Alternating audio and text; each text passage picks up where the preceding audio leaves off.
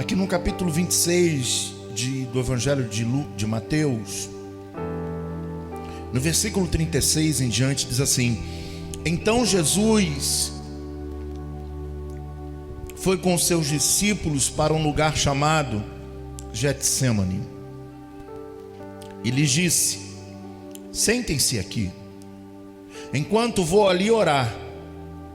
Levando consigo Pedro e os 2 filhos de Zebedeu, começou a entristecer-se e angustiar-se. Quem está falando isso? Jesus, sim ou não? Então o que Jesus vai sentir? Tristeza e angústia. Disse-lhes então: a minha alma está profundamente triste, numa tristeza mortal. Fiquem aqui e vigiem comigo. Indo por um pouco mais adiante, prostrou-se o rosto em terra e orou: meu Pai, se possível, afasta de mim esse cálice. Contudo, não seja o que como eu quero, mas sim como tu queres. Depois voltou aos seus discípulos e os encontrou dormindo. Vocês não puderam vigiar comigo nem por uma hora? Perguntou ele a Pedro. Vigiem e orem, para que não caiam em tentação. O espírito está pronto, mas a carne é fraca. Retirou-se outra vez para orar: meu Pai, se possível, afasta de mim esse cálice, sem que eu o beba. Faça-se a tua vontade. Quando voltou de novo, os encontrou dormindo, porque seus olhos estavam pesados. Então os deixou novamente e orou pela 3ª vez, dizendo as mesmas palavras. Depois voltou aos discípulos e lhes disse: vocês ainda dormem e descansam? Vocês ainda dormem e descansam? Chegou a hora. Eis que o Filho do Homem está sendo entregue nas mãos de pecadores. Levante-se e vamos, aí vem aquele que me trai. Eu quero levar você a entender, nós infelizmente vivemos numa era que o cristianismo ele se tornou apenas aquilo que tem que acontecer, tem que dar certo, tudo vai explodir. Estamos num novo ano, num ano de coisas novas. Isso é uma realidade e vai acontecer na vida de todos nós. Você crê nisso? Mas infelizmente, quando nós não fomos preparados, nenhum de nós fomos gerados por Deus para perder. E toda perda, ela gera dor, ela gera sofrimento. Não digo perda de alguém somente, mas perda de sonhos, de projetos, de coisas que você estava no seu coração, em certos momentos, a perda da paz, da alegria. Jesus, ele, nesse momento que ele está no Getsêmani, que significa lugar das oliveiras, mas o lugar da prensa.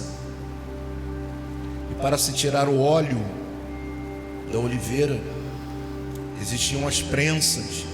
E as prensas no Antigo Testamento e tanto no Novo Testamento, elas permanecem da mesma maneira.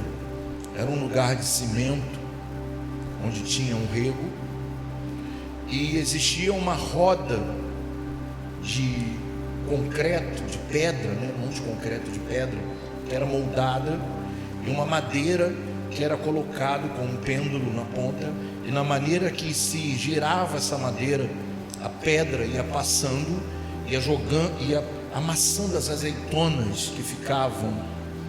E quando a azeitona ela era prensada, se saía o azeite. Hoje a tecnologia é outra, mas na época o azeite, ali está ali uma foto minha até inclusive. Que bom, obrigado. Para que vocês possam ter uma ideia do que significa a prensa. Então ali dentro era colocado as azeitonas e era passado. Só que não era passado para extrair apenas o azeite, era feita uma volta somente. A primeira volta que se dava, o que era extraído era chamado de azeite extra virgem, o mais puro, o mais valioso, tinha muito valor. Depois se passava 2 ou até 4 vezes e se extraía outro tipo de azeite que não era tão valioso, mas que também era importante. E por fim se passava igual aquele caldo de cana que o cara vai até o final só no fiapo. E esse azeite também era importante porque servia para fazer a luz, a lamparina. O extra virgem representava aquele que é para o templo, para a unção, porque Deus recebia sempre as primícias. Tudo o que era produzido, de toda a primícia, pertencia a Deus. E segundo, azeite que era extraído era para comida, para refeições. Jesus estava num lugar que representava não as azeitonas, mas onde ele estava, para ser prensado. Todos nós passamos em algumas vezes na nossa vida por esse lugar da prensa. E quando somos prensados, isso dói, isso machuca, não é fácil. Aprender a confiar em Deus quando estamos num momento como esse, quando estamos atravessando a dor. Eu poderia usar centenas de personagens da Bíblia para falar de pessoas que sofreram, de pessoas que passaram pela prensa, mas eu quero falar de uma pessoa que é mais importante em toda a Escritura. Eu estou falando do nosso Senhor e Salvador, Jesus Cristo, o motivo pelo qual estamos aqui. E numa vida onde nós o tempo todo não entendemos muito bem, às vezes, os seus planos, os seus propósitos, ou foge a nossa capacidade humana compreender como Deus permite ou como Ele age e não nos livra de passar por certas coisas. Ele não poupou o seu próprio filho. Jesus, ele vai dizer aqui no capítulo 26 a sua realidade, e a Bíblia não esconde. Vivemos num mundo que às vezes as pessoas falam, quando você está passando por momentos difíceis, adversidade, fica assim não, tem que passar, tem que ir e tal.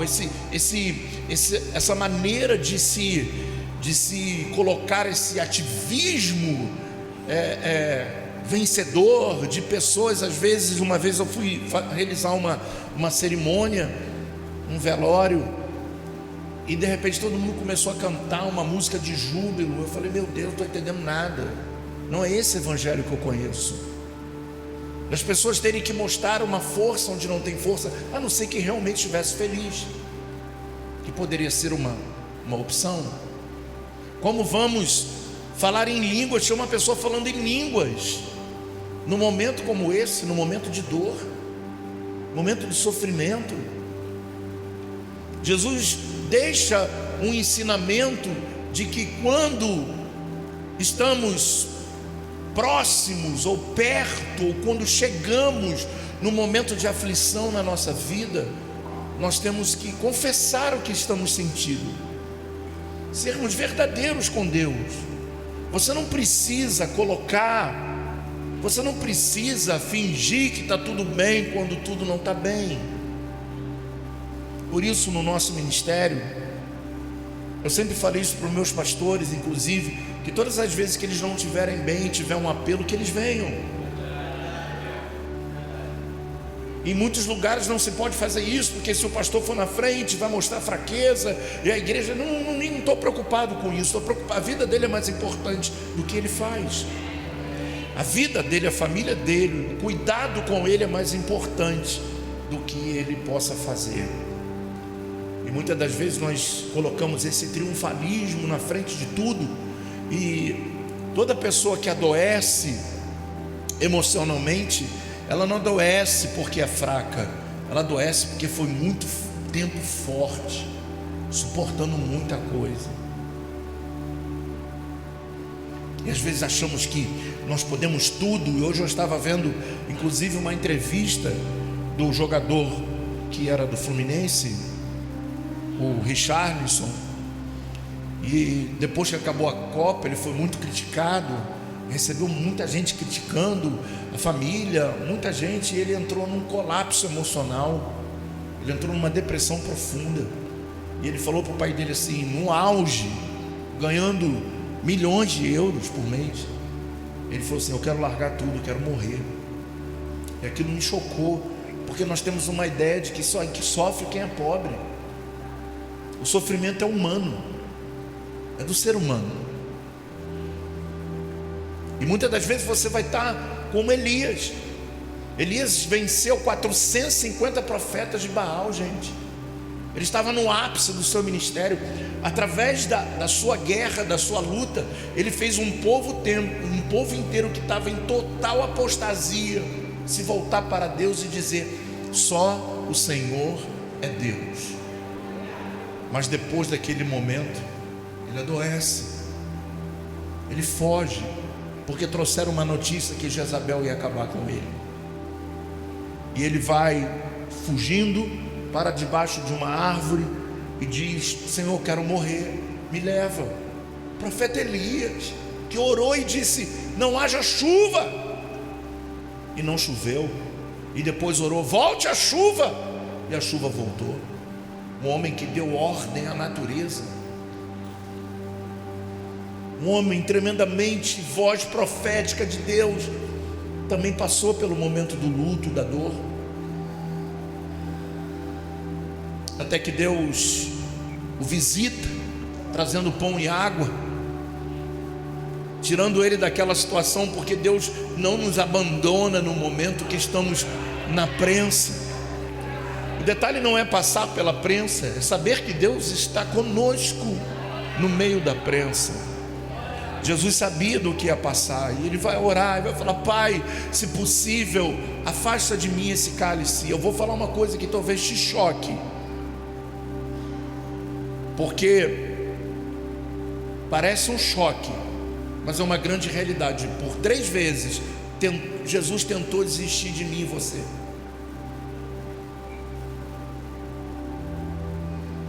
Ele sabia que era um preço muito alto.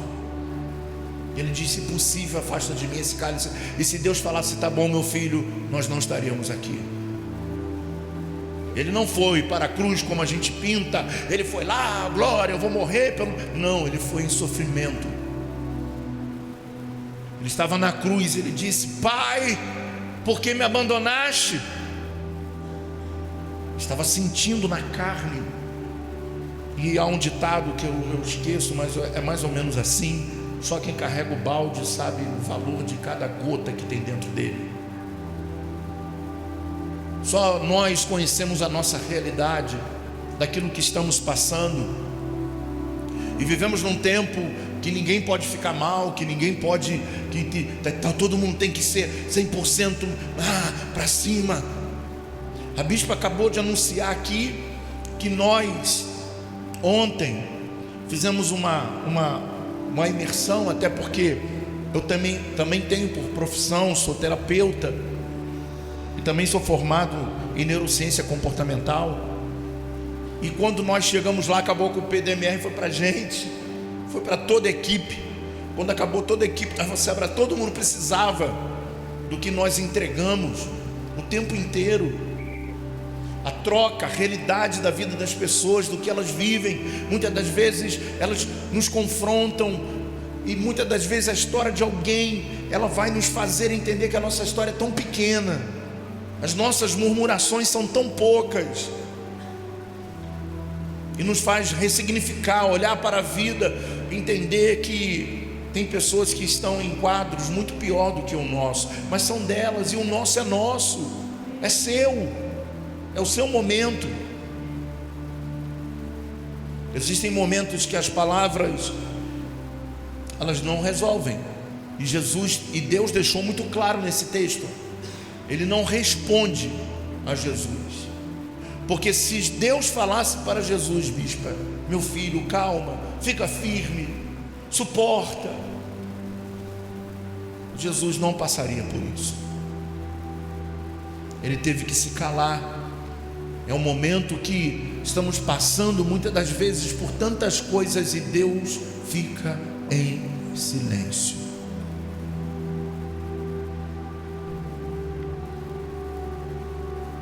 O silêncio de Deus é tão profundo que é maior do que muitas vozes.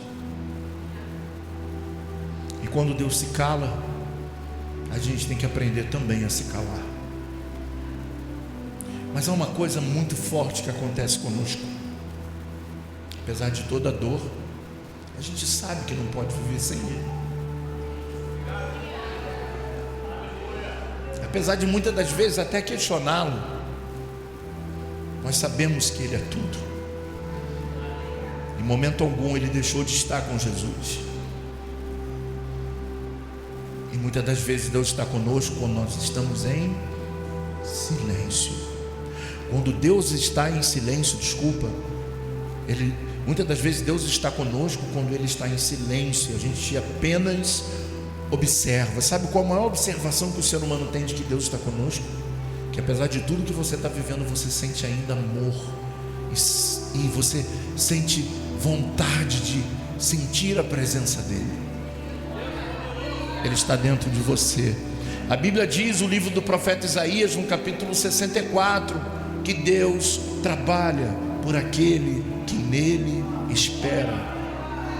Esperar em Deus não é paralisação, esperar em Deus é uma ação. Esperar é um verbo. Eu espero, tu espera, ele espera, é uma ação. Esperar em Deus é continuar acreditando que apesar de tudo, Ele está no controle de tudo. Sempre no controle de tudo. É interessante que Jesus, Ele, através dessa passagem, nos deixa um legado e uma voz dizendo que Ele nos autoriza a sentirmos a dor. Ele nos permite isso. Jesus não espiritualizou a dor. Ele não foi orar para dizer: ai, essa dor vai embora. Não. Ele vai orar para dizer: Senhor, eu não posso fugir o meu propósito. Me ajuda. A minha carne geme, eu sei, eu sinto na dor o que eu vou passar. Está chegando. Mas mesmo assim, por favor, se possível, quantas vezes nós fizemos isso, Pai? Se possível, nos afaste dessa luta. Senhor, se possível, nos tira daqui. Senhor, se possível, nos leve para lá. Senhor, se possível. Nós criamos conexões, mas não entendemos que Deus é o Deus do futuro. Ele sabe o futuro que a gente não conhece, e nem sempre Ele vai falar o porquê, mas Ele é o dono do futuro. Ele sabe o que pode acontecer lá na frente. Às vezes nós queremos fazer tantas coisas como uma fuga, como uma maneira de tentar fugir da dor. Jesus não estava fugindo da dor, estava pedindo ajuda para passar pela dor. Ao mesmo tempo que essa mesa representa vida e vitória, o pão representa a morte. Essa mesa representa a expiação, a morte para a vida. Ele teve que morrer para que através da sua morte nós pudéssemos viver. Agora, se o pai perdeu,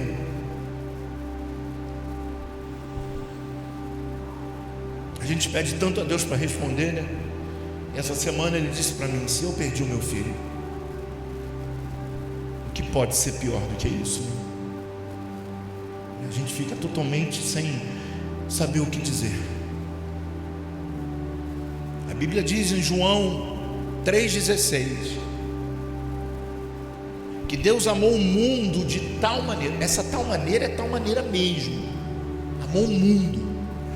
E sem saber o que eu ia pregar, o pastor Rubem começou o culto aqui, inspirado pelo Espírito, e fazendo uma pergunta: o que Deus viu em nós? Quando ele fez essa pergunta, eu falei: meu Deus, ele nem sabe o que eu vou pregar. O que Deus viu em mim ou em você para permitir que o seu filho passasse por isso? Se outrora nós não estávamos nem aí para Deus e para nada, estávamos presos no mundão, estávamos presos, fazíamos o que queríamos, agíamos da maneira, o que Deus viu em nós para nos salvar. A resposta está que Deus amou o mundo de tal maneira que foi capaz de amar, nos amar lá fora, porque a própria Bíblia vai dizer que não foi Ele, não foi nós que escolhemos a Ele, foi Ele que nos escolheu. Então significa que quando você estava lá no pagode, fazendo um monte de besteira na vida, lá Ele te amou, porque a tal maneira fez o amor dele alcançar você lá. Você nunca imaginou ser crente, e por um momento você entra numa igreja, entrega a sua vida para Jesus, tem sua casa na presença de Deus, sua família na presença de Deus, seus filhos na presença de Deus. Oh, como poderíamos pagar por tamanho amor? Tamanho amor, o amor do Pai.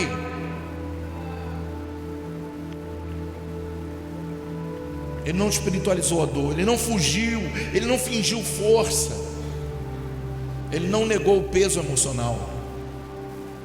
Ele disse claramente: minha alma está triste até a morte. As emoções dele estavam abaladas. Se o Filho de Deus sentiu uma angústia profunda, sentiu dor, significa que não é falta de fé, é humanidade do homem diante do Pai. Diga para o seu irmão que está do seu lado: Deus se preocupa com você, Ele se preocupa com a sua dor, mas às vezes Ele não tira você da prensa. Ele está com você na prensa.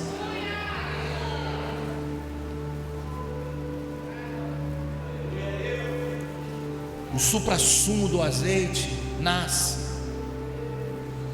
de pessoas que foram extraídas.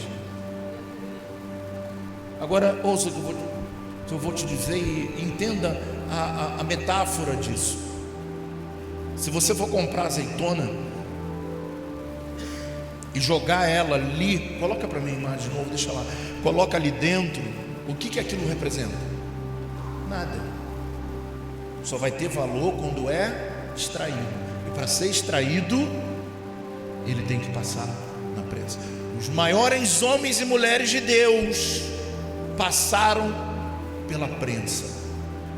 Um homem que eu tenho maior admiração nos dias de hoje,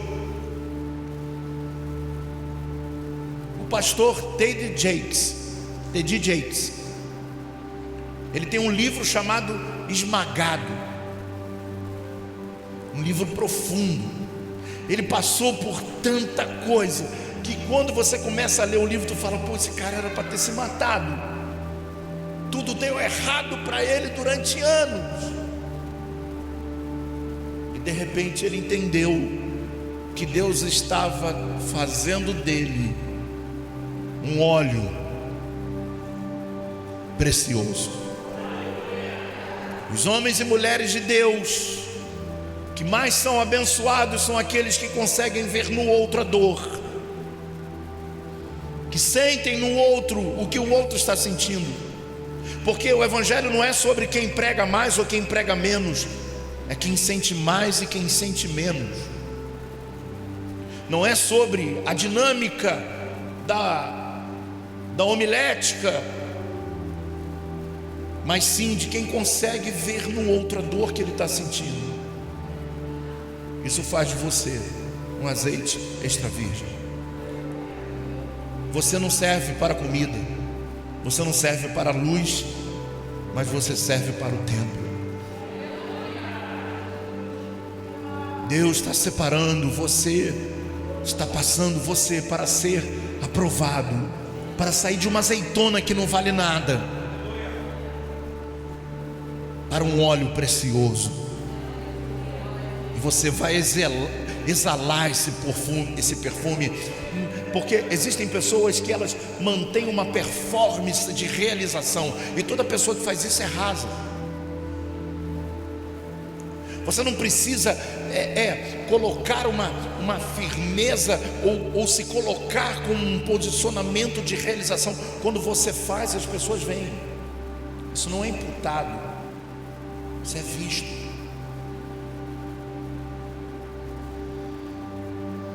Isso é enxergado.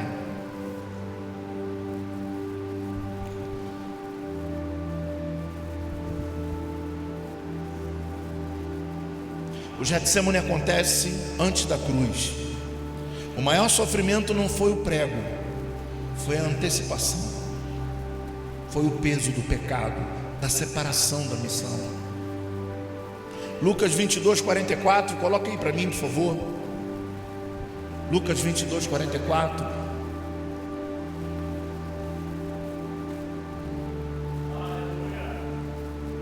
Estando angustiado, ele orou ainda mais intensamente, e o seu suor é como gotas de sangue. O seu suor era como gotas de sangue.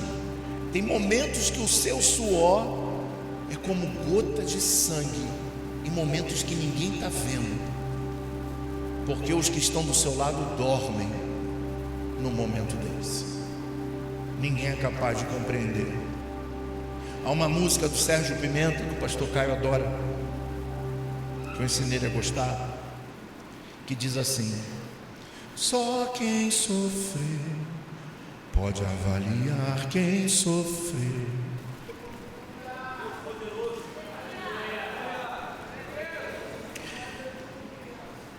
O nosso Jesus sofreu.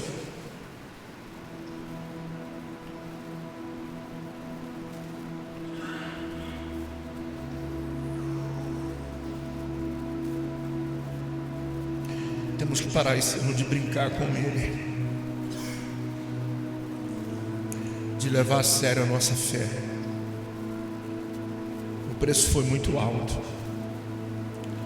Ele nos mostrou que existem dores que sangram por dentro antes de sangrar por fora. No auge da dor, Ele não corre, Ele ora. A dor poderia ter feito Jesus desistir. Eu queria ser um daqueles que estivesse com Ele, eu não ia deixar Ele sozinho.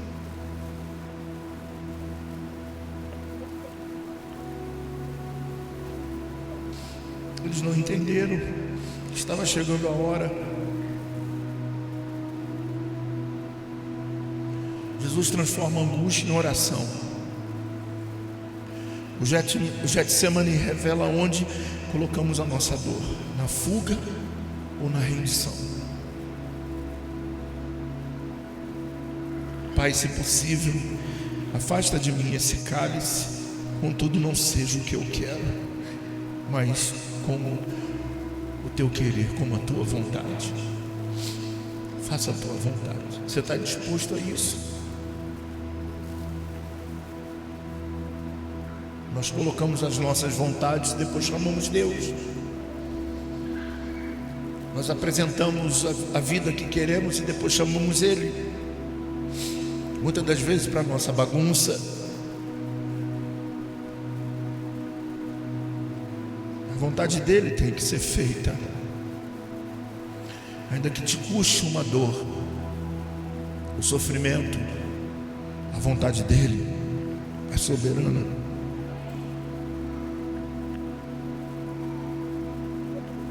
Que Deus te livre de experimentar a vontade permissiva, porque pela vontade permissiva Saul foi rei.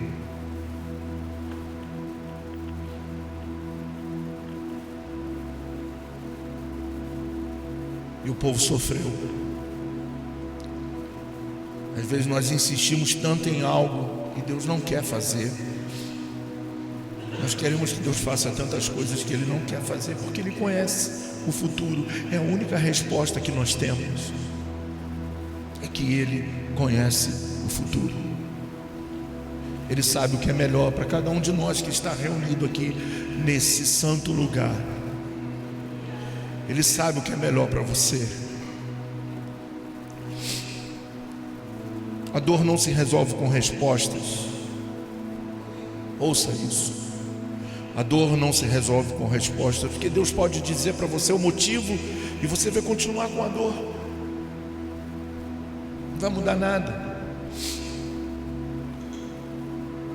A dor não se resolve com respostas, se atravessa com submissão. Deus não tirou o cálice, mas enviou a força para Jesus ser forte, se levantar e dizer: olha, vigiem e orem. Fala muito sobre oração na igreja, mas ninguém fala sobre vigiar. Jesus não falou ora e vigia, ele diz vigia e ora. Porque você pode perder tudo que você orou se você não vigiar. Vigia, ora, porque o tempo é chegado que eu não estarei mais com vocês.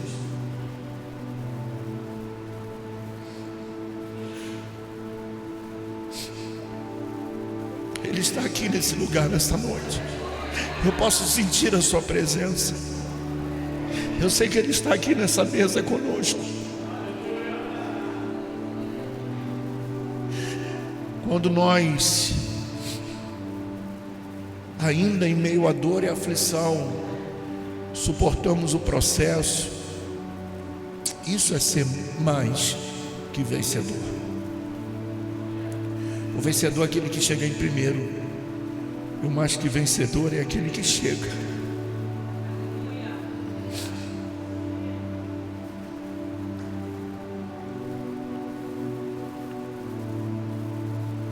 Quero te agradecer, Jesus. 40 anos, que todos os meses eu pude levantar o meu cálice e meu pão, mesmo diante de tantas coisas, de vontade de desistir, de sumir. O Senhor não nos abandonou. Todas as vezes que você pensou em surtar, ir embora, eu não quero mais saber de nada, Ele disse: não, fica aqui, eu suportei, eu vou estar com você. Como meu pai esteve comigo, eu vou estar com você. Como meu pai me sustentou, eu vou sustentar você. Você não está sozinho nessa guerra. Você não está sozinho nessa guerra.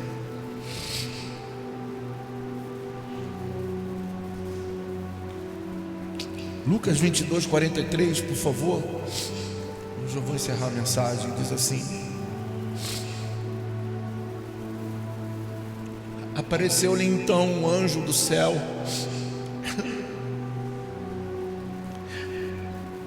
leia esse versículo, por favor, que o fortalecia. Quando estamos aqui no culto, sem percebermos, um anjo do céu desce para nos fortalecer, para dizer: não desiste, agora não, eu estou com você. Durante 3 dias vão debochar, durante 3 dias vão dizer: matamos ele, mas depois do 3º dia vão ver você de volta, no mesmo corpo, ensinando acerca do reino de Deus. Em Atos 1, versículo 8, vai dizer que todos o viram subindo. Ele foi assunto aos céus, e as pessoas ficaram admiradas vendo aquele que um dia estava no Getsemane sofrendo, pedindo: por favor, tira esse cálice de mim. Agora aquele que estava subindo para reinar e governar a sua igreja, que foi comprada pelo seu sangue. Nós somos a igreja de Cristo. Nem sempre Deus tira a prensa, mas Ele manda um anjo para nos fortalecer.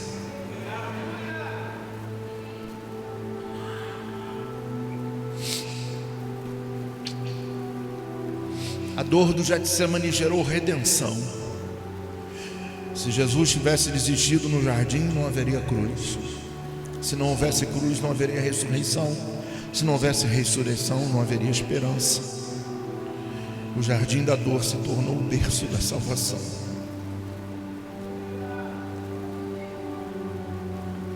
Levante as suas mãos assim.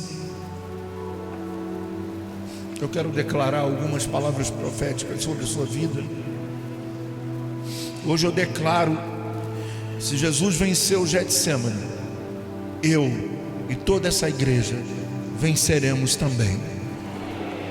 As noites escuras, a minha dor, a dor que você sente não é abandono, é processo. O Pai está conosco mesmo quando o cálice é amargo. Não desistirei do jardim, porque depois do Getsemane vem a ressurreição. E eu declaro ressurreição sobre a sua vida, sobre a sua casa, sobre a sua família, sobre as suas emoções. Que você saia daqui sabendo que apesar da dor, o Pai está contigo. Ele está dando uma ordem aos seus anjos para te fortalecer. E logo, logo, você será levantado. Você será assunto. Você será levantado do chão. E você vai cantar o seu hino da vitória. Aleluia. E por fim eu quero dizer a vocês que o Getsemane nos ensina que Deus pode não tirar o cálice, mas jamais se ausenta da nossa dor. Ele está comigo, eu sinto isso. Todos os dias quando eu acordo, eu percebo o quanto que o Senhor não me abandonou, não desistiu de mim,